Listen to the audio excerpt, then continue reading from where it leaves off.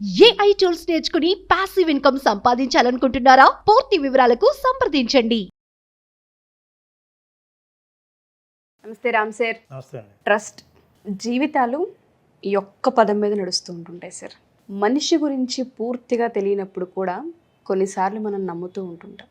కొన్ని పరిచయాలు జీవితాన్ని ఇలా ముందుకు తీసుకెళ్తూ ఉంటుంటాయి. నేను ఫ్రెండ్షిప్లోనే అడుగుతూ ఉన్నాను. చాలా తక్కువ పరిచయం ఉంటూ ఉంటుంది, బ్లైండ్గా నమ్ముతూ ఉంటుంటాం. ఎప్పుడైతే మనం నమ్మి కొంత డబ్బును కావచ్చు, ఫ్యామిలీకి సంబంధించిన విషయాలు కావచ్చు, వైఫ్ అండ్ హస్బెండ్కి సంబంధించిన విషయాలు కావచ్చు, తన పర్సనల్ విషయాలు అనేవి షేర్ చేస్తూ ఉంటుంటాం. ఇక్కడైతే సెక్యూర్ నాకు అని అనిపిస్తూ ఉంటుంది. అలాంటి బలాన్ని మనకి వాళ్ళు ఇస్తూ ఉంటుంటారు. అలాంటి ట్రస్ట్ సడన్గా ఎక్కడో బ్రేక్ అవుతూ ఉంటుంది. ఆ టైంలో పెయిన్ విపరీతంగా ఉంటుంది సార్. ఎలా తీసుకోవాలో అర్థం కాదు.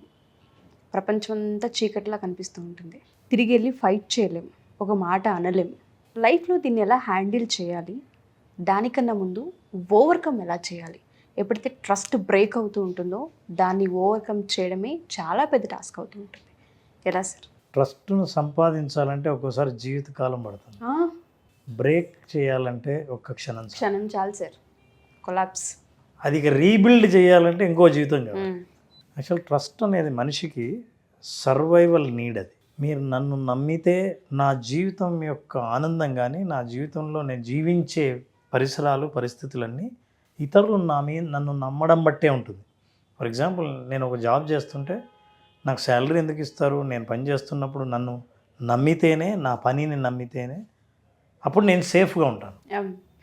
ఎక్కడైనా సరే నేను ఎప్పుడు ట్రస్ట్ బిల్డ్ చేస్తానో అప్పుడు సేఫ్టీ ఫీల్ అవుతాను. ఎప్పుడు బ్రేక్ చేస్తానో అన్సేఫ్ ఫీల్ అవుతాను. అభద్రతా భావం కలుగుతుంది, భయం కలుగుతుంది, ఆందోళన కలుగుతుంది, స్ట్రెస్ పెరుగుతుంది, ఒత్తిడి పెరుగుతుంది. అంటే ఎవరిని నమ్మలేం అన్నప్పుడు ఎట్లుంటుంది ఒత్తిడి? ఇబ్బందికరంగా ఉంటుంది సార్. ఉక్కిరిబిక్కిరి అయిపోతాం. అయితే జనరల్గా ట్రస్ట్ బిల్డ్ అయ్యేది ఒక 3 ఫ్యాక్టర్స్ మీద బిల్డ్ అవుతుంది. ఇవి ఏబిసి ఫ్యాక్టర్స్ అంటారు. ఏ అంటే ఎబిలిటీ, అంటే మనిషి సామర్థ్యాన్ని చూసి నమ్ముతాము. మనం బండి మెకానిక్ దగ్గర తీసుకెళ్తే 5 నిమిషాల్లో టప్పును రిపేర్ చేశారా, వీడిని నమ్ముతాం. ఒక మొబైల్ ఫోన్ రిపేర్ చేయాలి, ఏదైనా సరే ఒకరి సామర్థ్యాన్ని చూసి మనం వాళ్ళని సామర్థ్యాన్ని నమ్ముతాం. నమ్మకం ఏర్పడుతుంది తక్కువ టైంలోనే. అది ఏ. B is believable. మీరు ఏదో పర్సనల్ విషయాల్ని అవతల వాళ్ళకి చెప్తే వాళ్ళు ఎవరికి చెప్పరు, వాళ్ళతోనే ఉంచుకుంటారు, నీతోనే చర్చిస్తారు అనే నమ్మకం కలిగినప్పుడు వాళ్ళ మీద విశ్వాసం పెరుగుతుంది. అంటే వాళ్ళని బిలీవ్ చేస్తాం. సో బిలీవబిలిటీ అనేది రెండవది. అంటే మనం ఎప్పుడు ట్రస్ట్ బిల్డ్ చేస్తాం, పర్వాలేదు ఇక వీళ్ళు ఉంటే నాకే భయం లేదు అని అనుకోవాలంటే బి ఫ్యాక్టర్ బిలీవబుల్. ఏదైనా నాట్ ఓన్లీ ఇన్ఫర్మేషన్, వాళ్ళని బిలీవ్ చేయాలని అంటే వాళ్ళు అర్థం చేసుకుంటారు అనేది believable. Exactly. C is connected. వాళ్ళు దే ఆర్ కనెక్టెడ్. మీ గురించి బాగా తెలుసు, మీ బలాలు ఏంటో తెలుసు, బలహీనతలు ఎంతో తెలుసు. అయినా వాళ్ళు మిమ్మల్ని మీరుగా యాక్సెప్ట్ చేసి మీతో మాట్లాడతారు, మిమ్మల్ని జడ్జి చేయరు. So you are connected with them. ఈ మూడింటిని బట్టి మనం ట్రస్ట్ బిల్డ్ చేసుకుంటాం. మనలో కూడా ఎబిలిటీ కానీ, బిలీవబిలిటీ కానీ, లేదా కనెక్టెడ్నెస్ కానీ, ఈ 3 ఉంటేనే అవతల వాళ్ళు నమ్ముతారు. మీరు అన్నారే ట్రస్ట్ బ్రేక్ చేయడం అని. ఆ ట్రస్ట్ బ్రేక్ అయినప్పుడు ఈ 3 ఏదో బ్రేక్ అయింది. రోజు బాగా రిపేర్ చేసేవాడు ఒకరోజు మొత్తం చెడగొట్టాడు. నేను పొరపాటున అప్పుడు చేశాడా, నేను నిజంగా ఇతను చాలా మంచి మెకానిక్ అనుకున్నానే, బాగా రిపేర్ చేస్తారని అనుకున్నానే అన్నప్పుడు వెంటనే అక్కడ డౌట్ వస్తుంది. ఏది మొత్తానికే చెడిపోయింది కాబట్టి. ఈ ఇన్ఫర్మేషన్ మీకు ఎట్లా తెలుసండి? అవును, ఇది ఎవరికి తెలియదే, మీకు ఎలా తెలిసింది అంటే పలానా వ్యక్తి చెప్పాడు. అవునా, నేను అతను ఒక్కడికే చెప్పాను, ఎవరికి చెప్పొద్దని చెప్పాను, మీకు చెప్పారా? Believability break. కనెక్టెడ్నెస్. మీతో బాగా ఉంటారు, ఫంక్షన్కి వెళ్తున్నారు, ఉండండి నేను వస్తాను అన్నారు, మీకు చెప్పకుండా వేరే వాళ్ళతో వెళ్ళిపోయారు. Connection cut.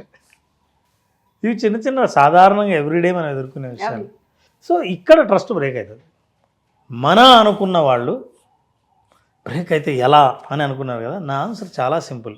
మన అనుకుంటే చాలా పెయిన్ కదా, ఇంకా బ్రేక్ చేసిన తర్వాత మన ఏముంది? మన లేదు కాబట్టి పెయిన్ లేదు. మన అని అనుకుంటే చాలా పెయిన్, ఇక మన లేదు కాబట్టి పెయిన్ లేదు. ఇది ఒక థాట్. కానీ ఒక చిన్న బ్రేక్ చేస్తూనే మనం వెంటనే మన కాదు అని కూడా అనుకోలేము మనం. సో ఇందులో మనం ఎట్లా దీన్ని డీల్ చేయాలి?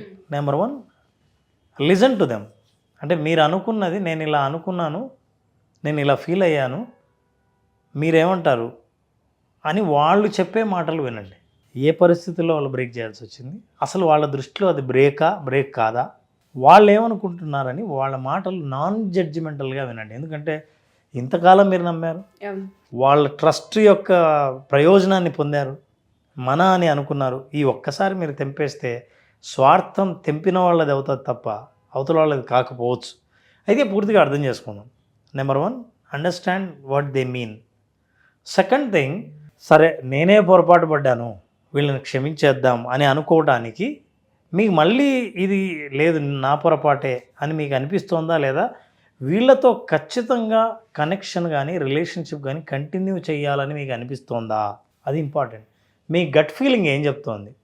పోన్లే పొరపాటు ఒకటి, లేదా మీరే పొరపాటు చేశారు, నేను అపార్థం చేసుకున్నాను, మనం కంటిన్యూ చేద్దాం అని అనిపిస్తోందా లేదా అన్నది రెండో విషయం ఆలోచించండి. మూడోది, you should carefully listen to them to understand what is your definition of breaking the trust. కొన్నిసార్లు చిన్న విషయాలకి చాలా తీవ్రంగా స్పందిస్తుంటాం. మన స్పందనే తీవ్రంగా ఉందా, వాళ్ళది చాలా అట్లా కాదని నేను ఇట్లా చూశాను మీరు కనిపించలేదు, నాకంటే ముందు వెళ్ళిపోయారేమో నేను వెళ్ళిపోయాను అని. అదేంటండి నేను అక్కడే ఉన్నాను మీరు వెళ్ళిపోయారంటే మీరు అక్కడే ఉన్న విషయం అలా చూసి ఉండకపోయి ఉండొచ్చు. సో దీన్ని అంత తీవ్రంగా పరిగణించాల్సిన అవసరం లేదు. అండ్ ది లాస్ట్, నిజంగా మీకు చాలా అవసరం, మీరు ఇన్నాళ్ళు ట్రస్ట్ చేసే మీ రిలేషన్షిప్ కొనసాగింది, ఈ ట్రస్ట్ వల్లే మీ ఇద్దరు చాలా బాగున్నారు, ఇప్పుడు బ్రేక్ చేసింది, నా గుండె పగిలింది, ఫర్గివ్ దెమ్. ఎందుకంటే అంత మనవాళ్ళు అయినప్పుడు ఫర్గివ్ చేసినప్పుడు మీ ట్రస్ట్ వాల్యూ ఏంటో తెలుస్తుంది. మీరు ట్రస్ట్ చేశారు కాబట్టే కదా ఫర్గివ్ చేస్తున్నారు.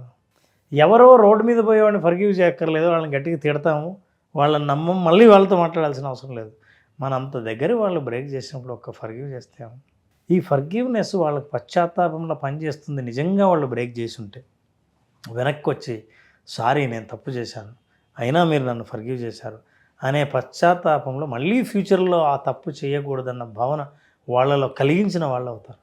సో ట్రస్ట్ బ్రేక్ చేసినా సరే మనం స్ట్రాంగ్ ఉంటామని మర్చిపోకండి. ఎగ్జాక్ట్లీ. ఒక మనిషి ట్రస్ట్ బ్రేక్ చేస్తానే మన జీవితం బ్రేక్ అవ్వాల్సిన అవసరం లేదు.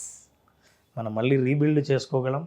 ట్రస్ట్ అనేది మనం డెవలప్ చేసుకున్నదే కాబట్టి వద్దని వాళ్ళ అవతల వాళ్ళు అనుకుంటే మనం ఎట్లా బిల్డ్ చేసుకోవాలి, వద్దనుకున్నా ఎలా జీవించాలి అనేది మనం నేర్చుకుంటాం. Exactly. So you become more stronger. True. So ఈ రకంగా life situation you can handle it. Trust అనేది చాలా పెద్ద వర్డ్ సార్. మీరు అన్నట్టుగానే ఫర్గివ్ చేయాలా లేదా అనేది కొన్ని సిచ్యుయేషన్స్ని బట్టి, రిపీటెడ్గా జరిగిన సందర్భాలని బట్టి డిపెండ్ అయి ఉంటుంది.